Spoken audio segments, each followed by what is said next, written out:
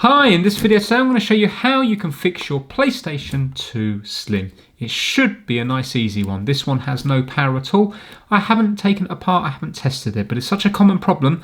The same thing is going to be happening to thousands of units worldwide, so hopefully your one will be an easy fix too. So I bought this one on eBay as no power. Now let's see if it's the same problem with most of them.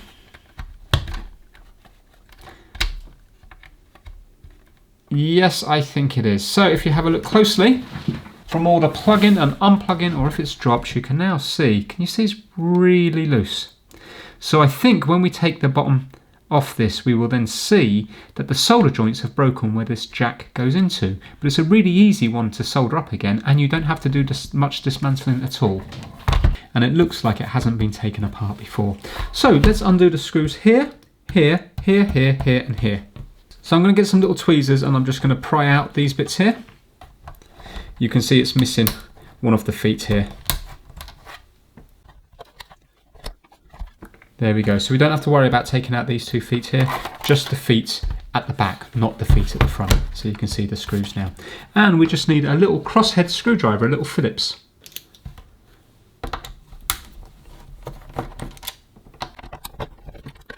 Just before I take the cover off, I am going to plug it in just to show you it not working.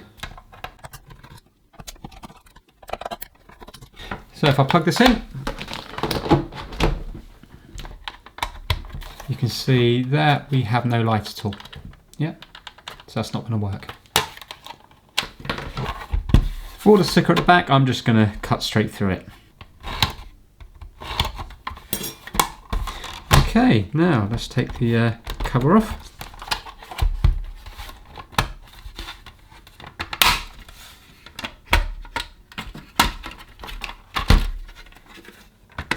This will give you an opportunity to clean it as well. So we have one screw just here at the front.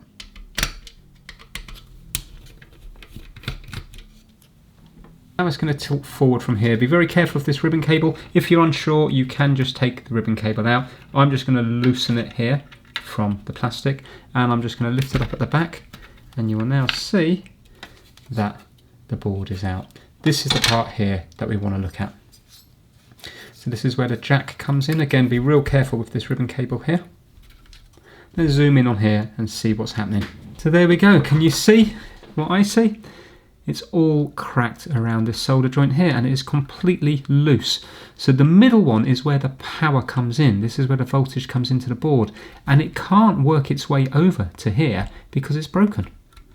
So all we have to do is resolder it. Right, personally, I'm going to use a little bit of flux. Flux will help the solder flow and make it nice and clean, but you don't have to do that because most solder will have flux already built into it. And I'm also going to redo these ground anchor points as well. Okay, so watch the solder melt and reflow. Okay, so you can see it's connected there now, but we're going to add a lot more solder into it.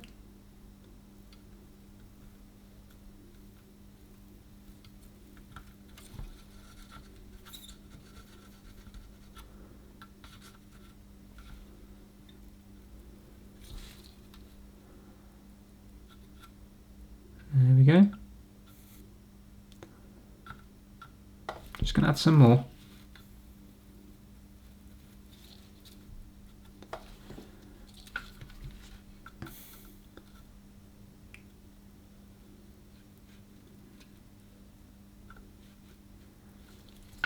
Now, if possible, use fume extraction.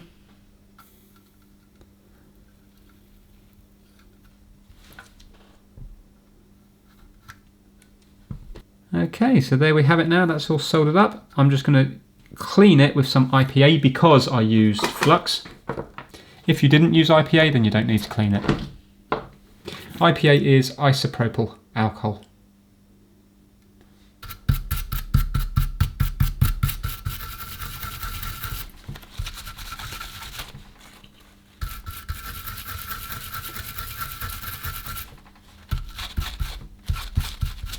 Now if your solder spreads and hits this here, don't worry, because listen, this is continuity.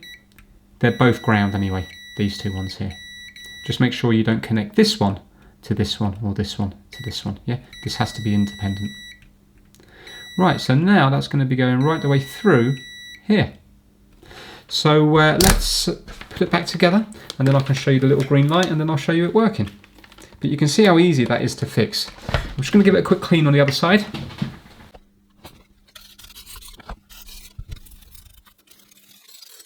And I'm just using a tiny bit of synthetic grease just along these runners here and this gear, because this is what travels up and down for the laser. Okay, that's what I'm using there, Monaco EM30L. Nearly there now. I'm just going to clean up the case, and I'm going to get a Q-tip, a cotton bud, just to clean the laser as well.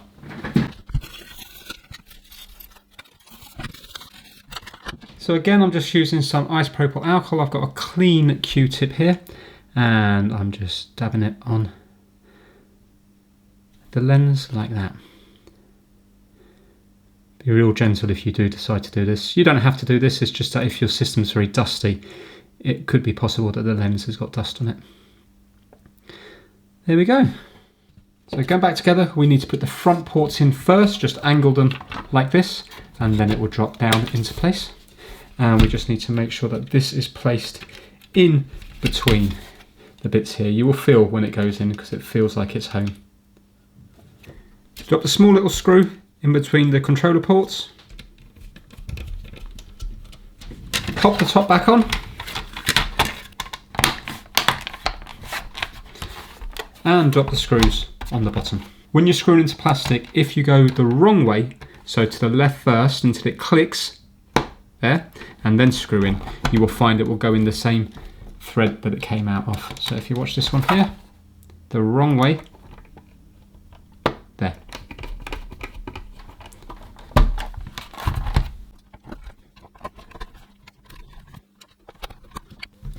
And the rubber ones go on the corner, and the plastic ones go everywhere else.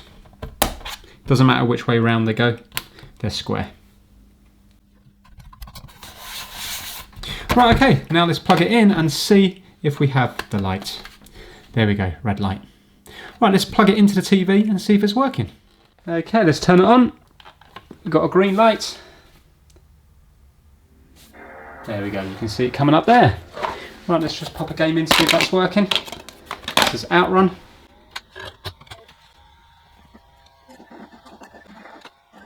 There we go, working absolutely fine. And what a nice simple fix. It only took 10 minutes, including all the cleaning. So imagine how many of these have gone into landfill over the years just from one broken solder joint. That is the fault in so many of these. So if you have a no power one, check that out, and hopefully you'll have an easy fix like this one here. If you did have an easy fix like this, add it down into the comments below and let everybody know. Thanks so much for watching.